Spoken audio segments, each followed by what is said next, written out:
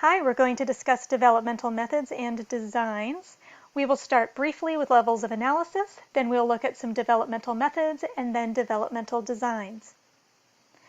Babies and children can be studied at many different levels of analysis. The most internal, individual level would be DNA, so looking at genetics. Then the next layer out would be physiology, so brain activity and heart rate and things like that. Then there's the layer of thoughts and feelings and behaviors. And then even beyond the individual, you can look at relationships and groups. For example, in studies of parenting, you might look at the dyad. That means the two-person group of the parent and the child. And then the most outer level would be culture and environment. All of these are used in important ways in the study of child psychology. I'd like you to take a moment to reflect. Why are babies and children hard to study? And what might be some ways to study them? Pause, take a moment to reflect, and then when you're ready to begin again, press play.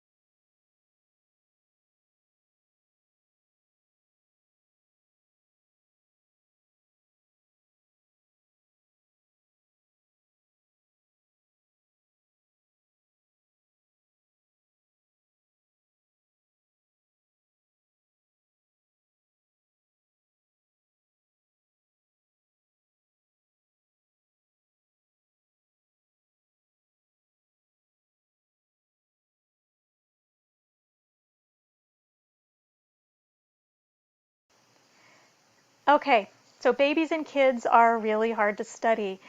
And at any age, in infancy or childhood, language is a barrier. Babies can't speak at all, and children have limited language relative to adults. So there can be a lot of room for miscommunication.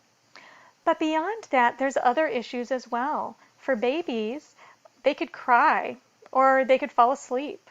They could have a dirty diaper. They could be unwilling to leave their parents' arms. They could get sick. I mean, they could be hungry. There could be all kinds of things that could happen with babies. Children don't have all of those problems, but they can also be very hard to focus on the task at hand. So they can be a challenge at any age. And there's a variety of ways to study them. And I just want to walk through some of the categories of methods. So one basic and obvious way that you can use to study children, not babies, but anybody who can speak, is to just ask questions. You can use structured questionnaires, you can use open-ended interviews, but you're using language as a way to generate data. And this can be a great way to find out what's going on in their minds, okay? But there can be limitations in the sense there could be miscommunication. There can be differences in the way that children interpret the questions and so forth. A totally different category of assessments would be through psychophysiology, so measuring bodily functions like brain activity and heart rate. These are fantastic in terms of giving you information about what's going on in the body. They're not going to tell you what's going on in the mind, though. And so a lot of studies will actually combine self-reported questionnaires or interviews with psychophysiology to get more information. They might also combine those assessments with some of the others that I'll mention, including voluntary response. So I'm going to show you a quick video here of the Marshmallow Test. As you're watching, be thinking, how was delay of gratification measured and what did the kids do? Okay, sit in that chair. All right, here's the deal. Marshmallow, for you. You can either wait, and I'll give you another one if you wait, or you can eat it now. When I come back, I'll give you another one, so then you'll have two. But stay in here and stay in the chair till I come back, okay? All right.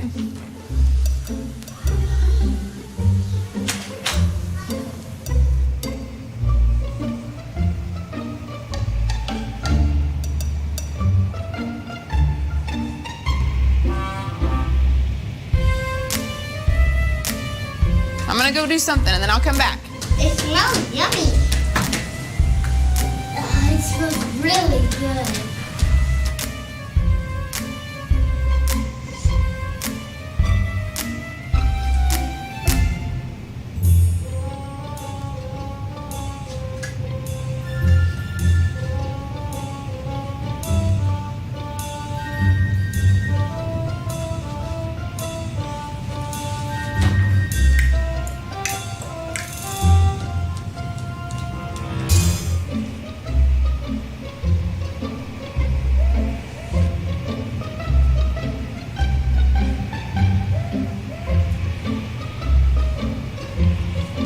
So it's up to you. You can have it now or you can wait.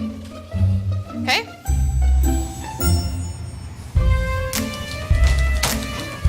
I'll be back. Stay in the chair, okay? Okay.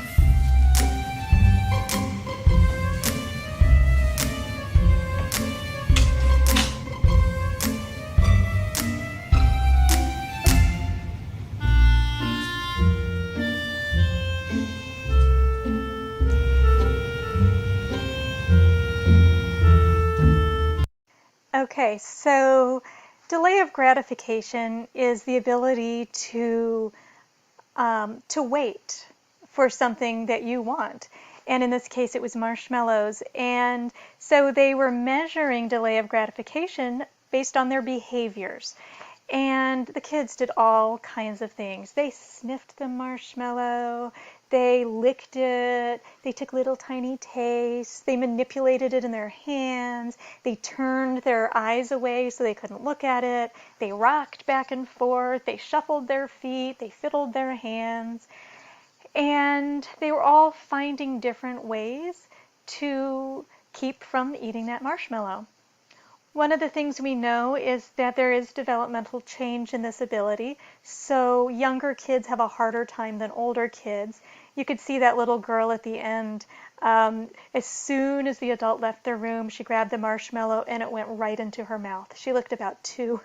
The other kids look like they were maybe 3 to 5, and they had a slightly easier time with it. We also know there's individual differences, so some kids just are better at delay of gratification than others. There was a longitudinal study that made big news a few years ago suggesting that kids who had been measured in preschool, longitudinally many years later as adults, their behaviors in preschool were predicting adult variables. And later follow-up studies actually did not replicate that finding. And in fact, when you add in socioeconomic status, and that is a combination of education and income, once you add in that variable, that longitudinal prediction goes away. Okay? So just so you know, if you had a hard time resisting the marshmallow when you were 3, that doesn't say anything about you psychologically as an adult. Okay? Another approach is looking at involuntary responses. And an example of that would be the violation of expectation paradigm. I'll show you a quick clip here. And so be thinking, how was infant understanding of gravity measured, and why was this method useful for this topic? In the box experiment, Renee's been testing what babies know about falling. 3-month-olds like Holly don't find the non-magical event interesting. They soon look away. But in the magical variation,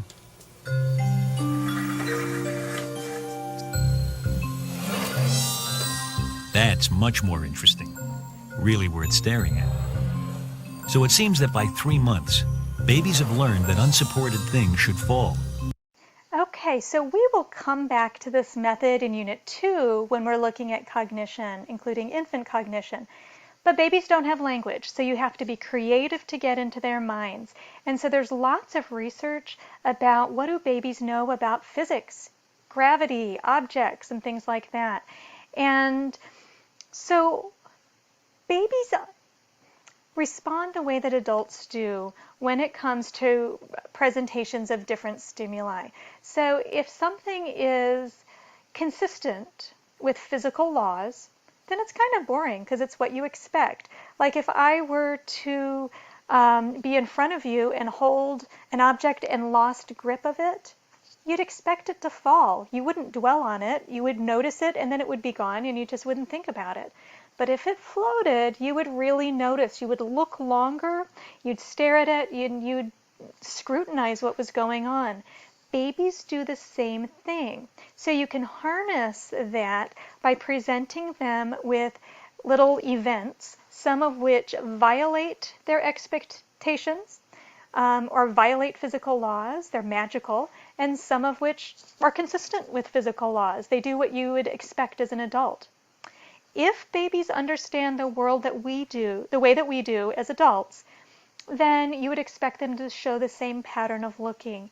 And what researchers have found is that for a variety of topics related to physics, including what you just saw here, by about 3 months, babies are showing signs of surprise when the event violates physical expectations.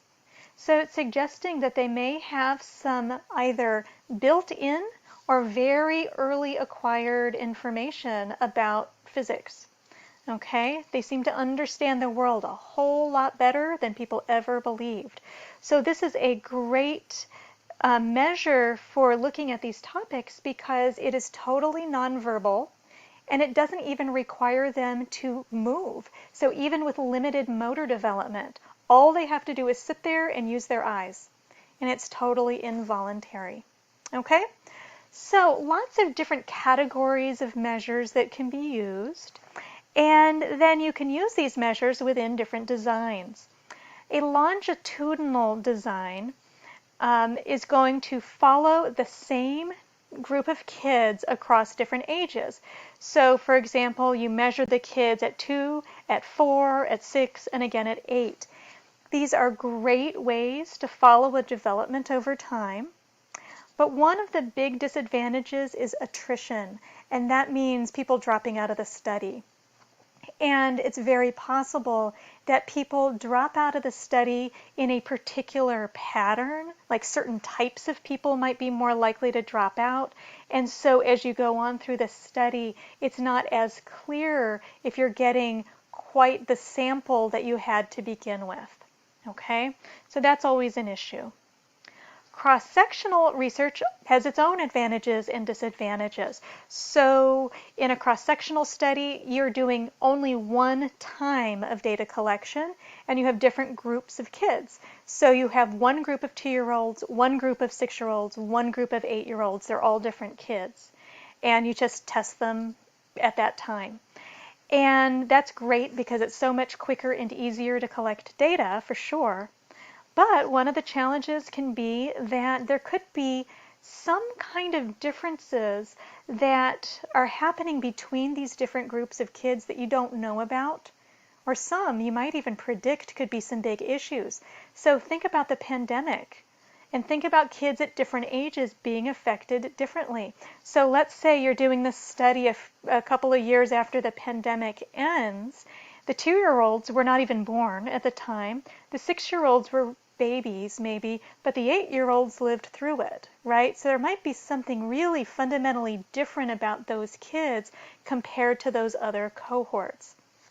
So ideally, studies actually can combine both. This is much harder to do, much less common, but sometimes you can start with one group and then you bring that same group back longitudinally and then you add another group And then you bring the same group back longitudinally and you add another group. So this is a sequential design. It combines the best of both worlds. Okay? So developmental designs are in addition to the regular designs that we covered in the previous lesson. So for example, you could do a true experiment that was longitudinal.